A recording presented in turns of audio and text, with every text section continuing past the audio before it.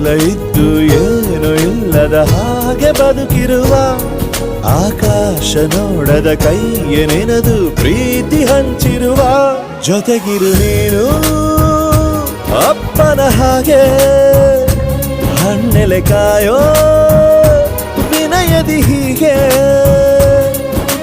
ನಿನ್ನನು ಪಡೆದ ನಾವು ಪುನೀತ ಬಾಳು ನಗು ನಗುತ್ತಾ ಬೊಂಬೆ ಹೇಳುತ್ತೈತೆ ಮತ್ತೆ ಹೇಳುತ್ತೈತೆ ನೀನೇ ರಾಜಕುಮಾರ.